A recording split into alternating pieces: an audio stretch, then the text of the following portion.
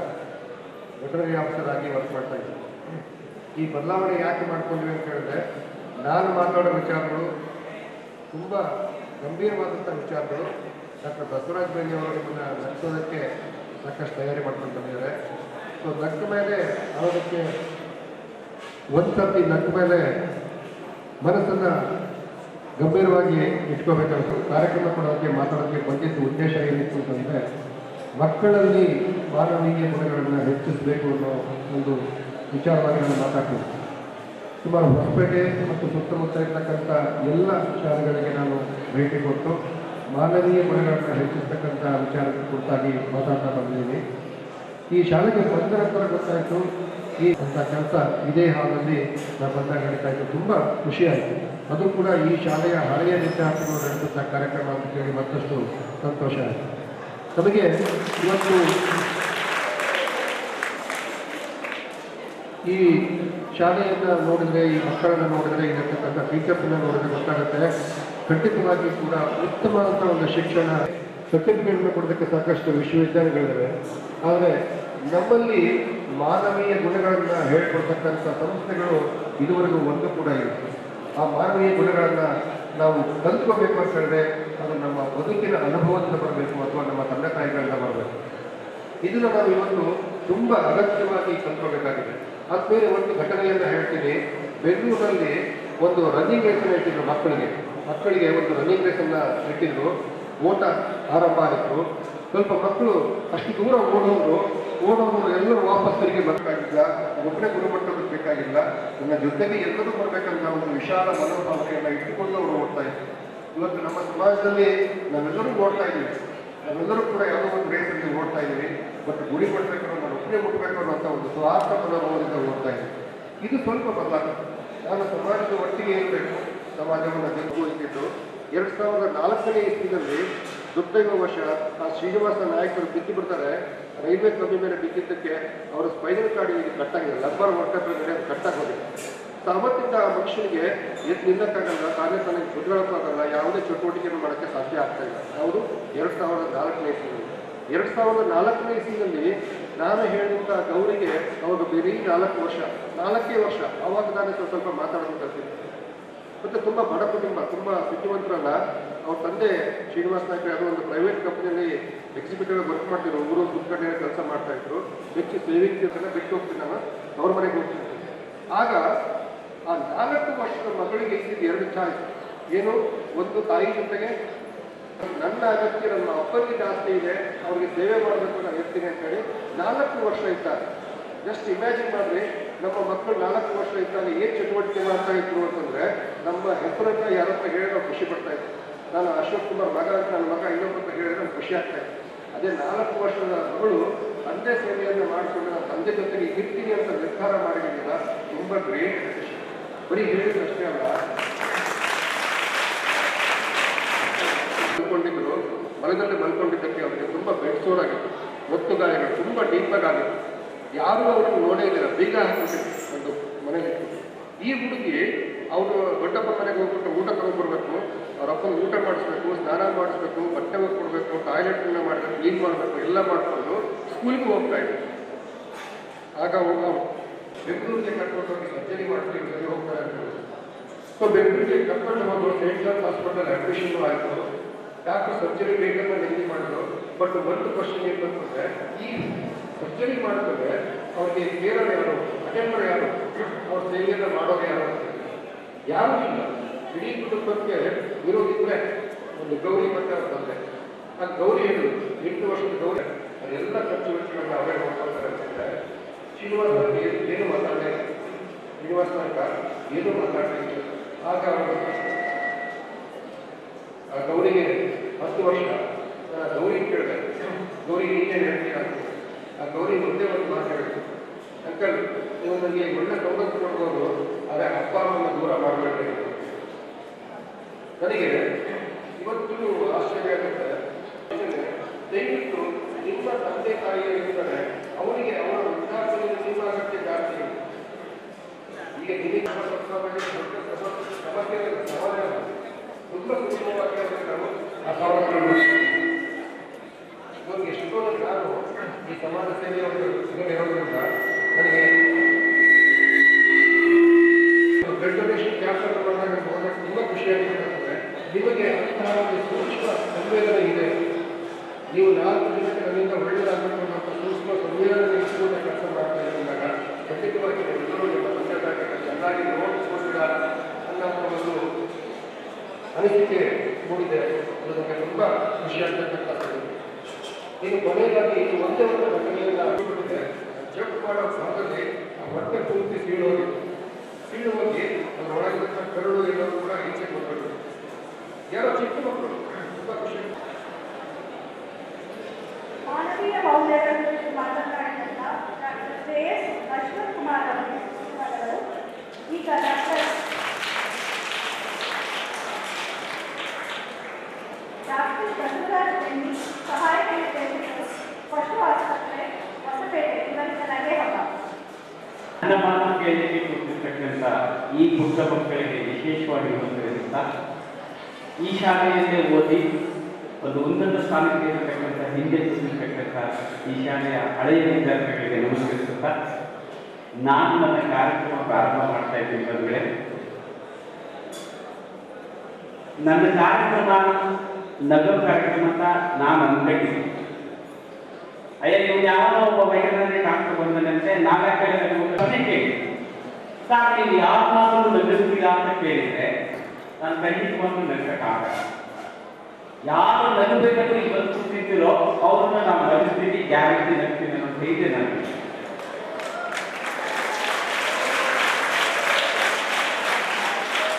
ನೀವು ನನ್ನ ಪ್ರಶ್ನೆ ಕೇಳ್ಬೋದು, ಸರ್ ನಾವು ಯಾಕೆ ನಗಬೇಕು ಅಂತ ನೀವು ಕೇಳ್ಬೋದು. ಉತ್ತರ ಹೇಳ್ತೀವಿ, ದಯವಿಟ್ಟು ಮಾತಾಡೋಣ. ನೀವು ಮತ್ತೆ ನೀವು ಮಾತಾಡಬೇಡಿ. ಜೀವ ಎಂಬ 2 ಅಕ್ಷರ ಪಡೆದು 2 ಅಕ್ಷರದ ಗಂಡು 2 ಅಕ್ಷರದ ಹೆಣ್ಣಾಗಿ 2 ಅಕ್ಷರದ ಅಜ್ಜ ಅಜ್ಜಿ 2 ಅಕ್ಷರದ ಅಪ್ಪ ಅಮ್ಮ 2 ಅಕ್ಷರದ ಅಣ್ಣ ತಮ್ಮ 2 ಅಕ್ಷರದ ಅಕ್ಕ ತಂಗಿಯೊಂದಿಗೆ ಮಮತೆಯಿಂದ ಬೆಳೆಯುತ್ತಾ 2 ಅಕ್ಷರದ ಗುರುವಿನ ಬಲದೊಂದಿಗೆ 2 ಅಕ್ಷರದ ವಿದ್ಯೆ ಸಂಪಾದಿಸಿ 2 ಅಕ್ಷರದ ಹಣ ಗಳಿಸುತ್ತಾ 2 ಅಕ್ಷರದ ನೋವನ್ನು ನುಗ್ಗಿಕೊಳ್ಳುತ್ತಾ 2 ಅಕ್ಷರದ ಸಿಟ್ಟನ್ನು ದೂರವಿಡುತ್ತಾ 2 ಅಕ್ಷರದ ಸ್ನೇಹವನ್ನು ನಿಮಿಷಗೊಳಿಸಿಕೊಳ್ಳುತ್ತಾ 2 ಅಕ್ಷರದ ಪ್ರೀತಿಯನ್ನು ಸಂಪಾದಿಸುತ್ತಾ 2 ಅಕ್ಷರದ ಜಾಣ್ಮೆಯನ್ನು 2 ಅಕ್ಷರದ ತಾಳ್ಮೆಯನ್ನು ಬೆಟ್ಟದಷ್ಟು ಬೆಳೆಸಿಕೊಳ್ಳುತ್ತಾ 2 ಅಕ್ಷರದ ನಾನು ಎಂಬ ಅಹಂಕಾರವನ್ನು ನಡೆಯದೆ 2 ಅಕ್ಷರದ ನಾವು ಎಂಬ ಮಮಕಾರವನ್ನು ಬೆಳೆಸಿಕೊಳ್ಳುತ್ತಾ 2 ಅಕ್ಷರದ ಸಸಿಯನ್ನು ಬೆಳೆಯುತ್ತಾ 2 ಅಕ್ಷರದ ಮರಗಳನ್ನು ಪೋಷಿಸುತ್ತಾ 2 ಅಕ್ಷರದ ಗಾಳಿಯನ್ನು ಕಲುಷಿತಗೊಳಿಸದೆ 2 ಅಕ್ಷರದ ನೀರನ್ನು ಮಿತವಾಗಿ ಬಳಸುತ್ತಾ 2 ಅಕ್ಷರದ ರಕ್ತ 2 ಅಕ್ಷರದ ಕಣ್ಣನ್ನು 2 ಅಕ್ಷರದ ದಾನ ಮಾಡುತ್ತಾ 2 ಅಕ್ಷರದ ಸಿಹಿಯಾದ ಘಟನೆಗಳನ್ನು ನೆನೆಯುತ್ತಾ 2 ಅಕ್ಷರದ ಕಹಿಯಾದ ಘಟನೆಗಳನ್ನು ಮರೆಯುತ್ತಾ 2 ಅಕ್ಷರದ ಮುಪ್ಪು ಬಂದು 2 ಅಕ್ಷರದ ಸಾವು ಬರುವ ತನಕ 2 ಅಕ್ಷರದ ನಿಮ್ಮ ಮುಖದ ಮೇಲೆ 2 ಅಕ್ಷರದ ನಗು ಇದ್ದಿದ್ದೇ ಆದರೆ 2 ಅಕ್ಷರದ ಸ್ವರ್ಗ ನಿಮ್ಮ ಅಂಗೈಯಲ್ಲಿರುತ್ತದೆ.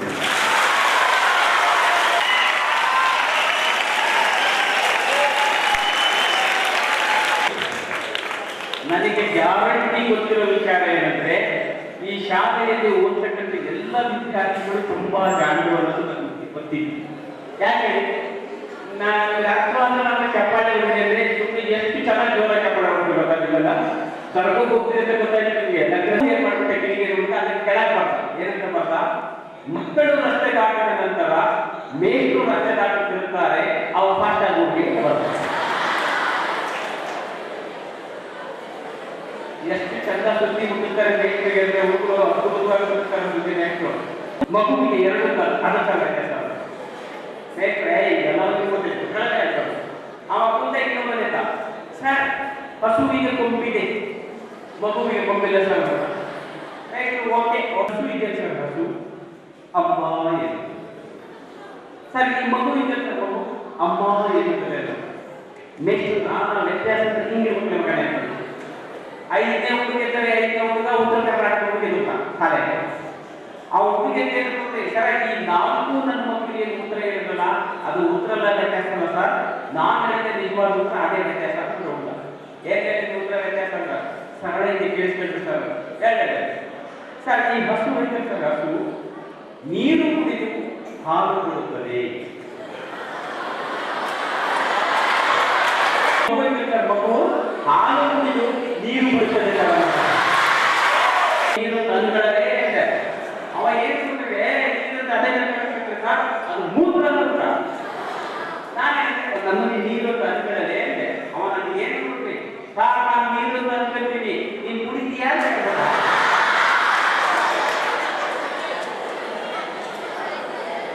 ನಮ್ಮದೇ ಉತ್ತರ ನಮ್ಮದೇ ಸಿಗ್ಬಿಡು. ಬಹಳಷ್ಟು ಕೊಡ್ತಾರೆ, ನೀವು ಸಾಧನೆ ಪಾಠ ಸಾಕು. ನೀವು ಹೇಳಿದ್ರೆ ಆದ್ರೆ ಕಾಯಿಂದ ತುಪ್ಪುವಾಗಲು ಕೊಂಬು ಬಿಡಬೇಕಾದರೆ ಚಾಯಿಂದ ತುಚ್ಚುವಾಗಲು ಕೊಂಬು ಬಿಡಬೇಕು.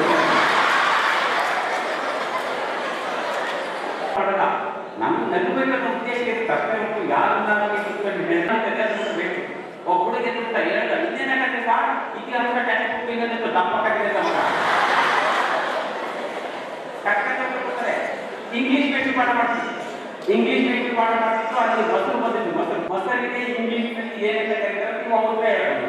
ಏನಂತ sir, this is milk sleeping at night. Sir, ಇನ್ನು ಮುಗಿಲ್ಲ sir, this is milk sleeping at night, morning becomes tight ಅಂತ ಮಗ.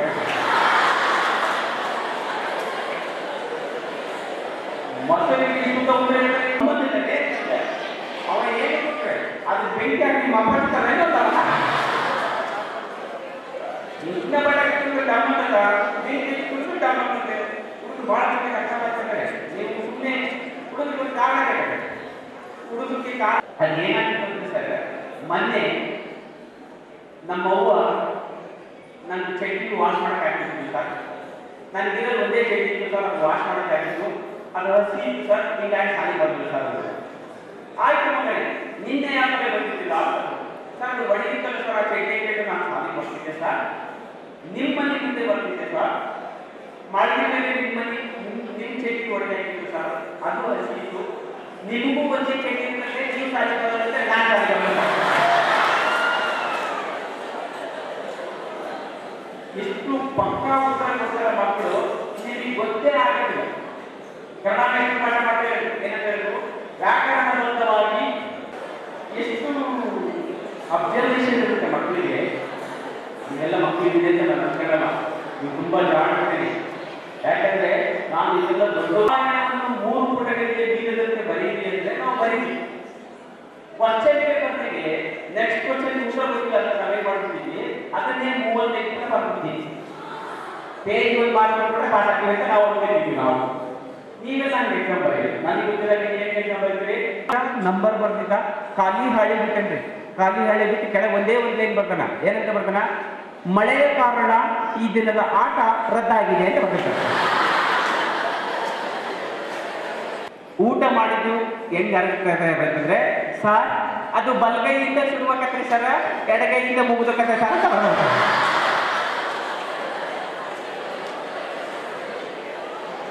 ನೀವೇನು ಅನ್ನಕ್ಕಾಗದೇ ಇಲ್ಲ. ನೋಡಿದಿಲ್ಲ ಸರ್, ಕಾಲಿನ ಗುಣಲಕ್ಷಣಗಳನ್ನು ನೋಡಿದರೆ ಇದು ಪಾರ್ವಾಡ ಐತೆ ಸರ್ ಅಂತ. ಆಯ್ತು, ನೀವು ಪಾಸಾಗಿ ಹೋಗ್ಬೋದು. ನೆಕ್ಸ್ಟ್ ಮೇಷ್ಟ್ರು ಗಿಳಿ ಇಟ್ಟಿದ್ರು ಇನ್ನೊಬ್ಬರು ಬಂದ, ಅವ ಓದಿದ ಸರ್, ಚಾಲೆಂಜ್ಗೆ ಒಂದು ಉದಾಹರಣೆ ಕೊಡಿ ಅಂತ. ಮೇಷ್ಟ್ರು ಹೇಳಿದ್ರು, ನನಗೆ ಚಾಲೆಂಜ್ ಮಾಡಿ ಉತ್ತರ ಬರೀಬೇಕು ಮಗನೇ ನೀನು ಅಂತದ್ದು. ಅಯ್ಯೋ ಬರೀತೀನಿ ಕೊಡ್ರಿ ಸರ್, ಅದೇನು ದೊಡ್ಡ ವಿಚಾರ, ಕುಡಿ ಇರ್ತದ. ಮೇಷ್ಟ್ರು ಮತ್ತೆ ಅರ್ಥ ಮಾಡಿಕೆ ಕ್ವಶನ್ ಏನೈತೆ ಓದ್ಬೋದು ಸರ್. ಅದೇ ಸರ್, ಚಾಲೆಂಜ್ಗೆ ಒಂದು ಉದಾಹರಣೆ ಕೊಡಿ ಅಂತ ಹೇಳಿರಿ, ನಿಮಗೆ ಚಾಲೆಂಜ್ ಮಾಡಿ ನಾವು ಉತ್ತರ ಬರೀಬೇಕು, ಬರೀತೀನಿ ಕೊಡ್ರಿ ಅಂತ ತಗೊಂಡು ಎಕ್ಸಾಮ್ ಬರೀತಿದ್ದಾರೆ. ಇವ್ನು ಲೇಟ್ ಆಗಿಬಿಟ್ಟು ಎಲ್ಲರಿಗಿಂತ ಮುಂಚೆ ಉತ್ತರ ಬರ್ತಾನಲ್ಲ, ಏನು ಉತ್ತರ ಬರ್ತಾನಂತ ಆನ್ಸರ್ ಶೀಟ್ ತೆಗೆದು ನೋಡಿದ್ರೆ ಮೇಷ್ಟ್ರು ಮೂರ್ಛೆ ಹೋಗೋದೊಂದು ಬಾಕಿ ಹೊಡೆದಿತ್ತು ಅಂತ ಉತ್ತರ ಬರ್ಬಿಡ್ತ. ಕಳ್ಳನ ಮಗ ಹೆಸರು ಬರ್ತಿದ್ದ, ನಂಬರ್ ಬರ್ತಿದ್ದ, ಖಾಲಿ ಹಾಳಿ ಬಿಟ್ಟು ಮೇಷ್ಟ್ರಿಗೆ ಚಾಲೆಂಜ್ ಮಾಡಿದ್ದ. ಏನಂತ ಮಾಡಿದ್ದ, ದಮ್ ಇದ್ರೆ ಪಾಸ್ ಮಾಡಲ್ಲ ಮಗನೇ ಅಂತ ಬರ್ತಾನೆ.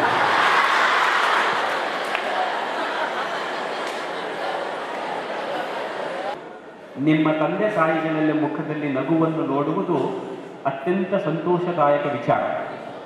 ಕೇಳಿಸ್ಕೊಂಡಿದ್ದೀರಾ? ನಿಮ್ಮ ತಂದೆ ತಾಯಿಗಳ ಮುಖದಲ್ಲಿ ನಗುವನ್ನು ನೋಡುವುದು ಅತ್ಯಂತ ಸಂತೋಷದಾಯಕ ವಿಚಾರ.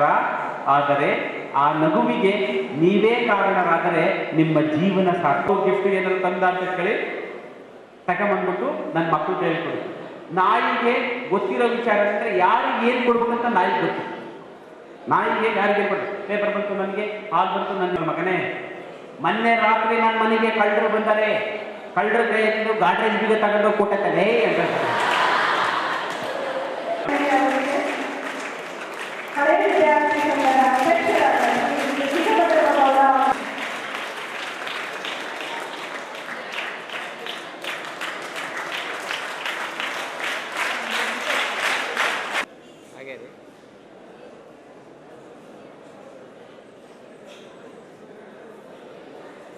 Ravindra T.M. from Senate. And I go for GM over here. I just want to ask 3 questions to students sitting over here. Okay, I want to ask students over here. I just met one guy today in the morning. Shashank, where are you? Shashank, you don't have to be here. Okay. No, not you. One guy. You can say. ನೀನು ಅನ್ಕೊಂಡ್ರೆ ಏನು ಮಾಡ್ತೀಯ ಸ್ಕೂಲಲ್ಲಿ? What problems do you find in schools right now? Some of them are from rural and some of them are from urban. Very close friend of mine. His name was. So his interest was in music. He was not interested to study. So as the time went on, he completed. It's very huge. Education in India is very huge. It's your social road to. It's how you get into social life. Here, just Now experience start by Raman Gowda from First Bank.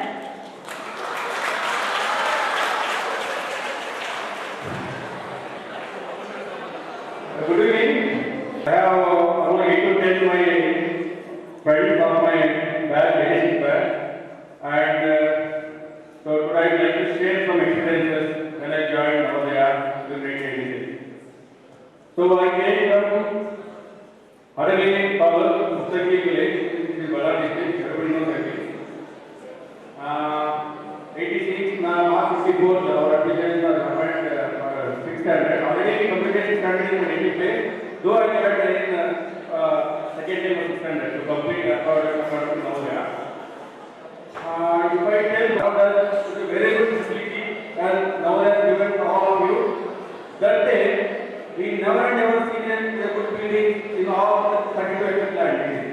Within this land is being donated to Navodaya by one of our local politicians, and this is my father who is visiting. My kid is not believing you. Then, so we were staying for Navodaya contact, and everybody used to stay there. There was no separate building, no separate hostel. Everything is in all Navodaya only, one building only. So we used to, they were being, we are being used to bring some woods, another to, around 4 buildings there, around 5 buildings at that time. There was triangle shape, means where they are meeting there, studying here and sleeping there. Like this, every day we are traveling here and there. So that is also very good experience to get that time. So there are ಗೊತ್ತಿರಬೇಕು grape coursing ಇರ್ತಲ್ಲ ಇಟ್ಟಿರ್ತಾವಲ್ಲ ಕಂಬಗಳನ್ನ ಅವೆಲ್ಲ ಬಿಟ್ಟಾಗ ನಾವು ಎತ್ತಿ ಬಿಟ್ಟು ಒಂದು ಕಡೆ ಹಾಕಿಬಿಟ್ಟು ಗ್ರೌಂಡ್ ಲೆವೆಲ್ ಮಾಡಿಕೊಂಡು ನಾವು ವಾಲ್ಗಟ್ಟಿ ಕೋಟ್ ಮಾಡ್ಕೊಂಡಿದ್ದೀವಿ ನಾವು. ಹಾಗೆ ಇಂಥ ಅನೇಕ ಕಾಲದ ಒಂದು ನಮ್ಗೆ ಏನು ಬೇಕಾಗ್ತದೆ ನಾವು ಮಾಡ್ಕೊಂಡಿದ್ವಿ. ಆ ಪರಿಸ್ಥಿತಿ ಹಂಗಿತ್ತು. ಸೊ ಇಲ್ಲಿ ಒಂದು ಗೌರ್ಮೆಂಟ್ ಗ್ರೌಂಡ್ ಇದೆ, ಈಗ ಕಾಂಪೌಂಡ್ ಕಟ್ಟಿದ್ದೀವಿ ನಾವು ನವೋದಯಕ್ಕೆ ಪಕ್ಕದಿದೆ. ಸೊ ಅಲ್ಲಿ ಕೂಡ ಒಂದು ಒಳ್ಳೆ ಗ್ರೌಂಡ್ ಇತ್ತು. ಆ ಗ್ರೌಂಡನ್ನು ನಾವು ಸ್ಪೋರ್ಟ್ಸ್ ಟೈಮಲ್ಲಿ ನಾವು use passing 12th standard. So then I done my BSc Agri, then externally I done my MBA. Then I joined private company. See, I never thought that I should go to government function and all. Never. So I joined private and working for Monsanto Limited as a manager. So now I am based at Mysore. I am very happy. Whenever I go, whenever I tell something, definitely I never forget that. I am Navodaya. ನಾನು ನವೋದಯ ಅಂತ ಹೇಳೇ ಬರ್ತೀನಿ. ನಾನು ಆ ವಿಷಯ ಸಂಬಂಧಪಟ್ಟ ಏನು ವಿಷಯ ಬಂದು ನಾನು ಐ ಆಮ್ ನವೋದಯ. ಸೊ ಅವ್ರು ಹೇಳ್ತಾರೆ, ಅದಕ್ಕೆ ನೀನು ರೀತಿ ಅಂತಾರೆ, ನವೋದಯ ಅಂತ ಅಂತಾರೆ. ಅಂದರೆ ಅವ್ರಿಗೆ ಗೊತ್ತು really I thank them because they were celebrating 25th directly helped to conduct the Alumni Association, and I thank all our juniors and my classmates where we have done grand success and made it happen. Thank you.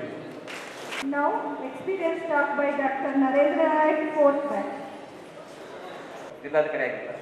ಅವರಿಗೆ ನಮ್ಮ school ಮೇಲೆ ಏನೋ ಒಂದು ಅತಿಯಾದ ಇಲ್ಲಿ ಬಂದಾಗ ನಮ್ಮ ಹುಡುಗರು ನಮ್ಮ ಕ್ಯಾಂಪಸ್ ಎಲ್ಲ ನೋಡಿ ತುಂಬ ಖುಷಿ ಆಯಿತು. ಅವರು ಇಲ್ಲಿ ಬಂದಾಗ ಇಲ್ಲೇ ಅವರ ಫ್ಯಾಮಿಲಿ ಜೊತೆ ಬಂದು ಸ್ಟೇ ಮಾಡಿದ್ರು ಒಂಥರ ಹೀಗೆ ನಾವು ಊಟ ಆದ ನಂತರ ಒಂದು ಕಲ್ಚರಲ್ ಈವೆಂಟಲ್ಲಿ ಮಾತಾಡಬೇಕಾದ್ರೆ ಅವ್ರು ನಮ್ಮನ್ನು ಅಡ್ರೆಸ್ ಮಾಡಿದ್ರು. ಅವಾಗ ಅವ್ರು ಹೇಳಿದ್ದು ಬಂದೆ, ನಿಮಗೆ ಸರ್ಕಾರ ಇಷ್ಟೊಂದು ಫೆಸಿಲಿಟಿ ಕೊಟ್ಟು ಒಂದು ಕಿರಾಣಿ ಅಂಗಡಿಯಲ್ಲಿ ಕೆಲಸ ಮಾಡಿ ಓದಿ ಅವರು ವೆಟರ್ನರಿ ಡಾಕ್ಟರ್ ಆಗಿ ಒಂದು ಸಣ್ಣ ಹಳ್ಳಿಯಲ್ಲಿ 5 ವರ್ಷ ಡಾಕ್ಟರ್ ಆಗಿ ಕೆಲಸ ಮಾಡಿ 5 ವರ್ಷ ಆಗಿಂದ ಲೈಕ್ ಈ feels world is not enough for have to do something else. That is already there in Navodaya blood. ಅಂದರೆ ನಮ್ಮ ನವೋದಯ ಶಾಲೆಗಳ ಪ್ರತಿಯೊಬ್ಬ ವಿದ್ಯಾರ್ಥಿಗಳಲ್ಲೂ ಇದು ಆಲ್ರೆಡಿ ಇದೆ. ಸೊ ಕೊಟ್ಟಸ್ವಾಮಿ ಅಂತ ವಿದ್ಯಾರ್ಥಿ 2ನೇ ಬ್ಯಾಚರು. ಸೊ ಅವರು ಲೈಕ್ ನಾನು UPSC ಪೇಪರ್ ಆಗ್ತಾರೆ ಒಂದು ಫೋನ್ ಮಾಡಿದ್ರು. ನಾನು ಫಸ್ಟ್ ಅಟೆಂಪ್ಟ್ ಕೊಟ್ಟಿದ್ದೆ.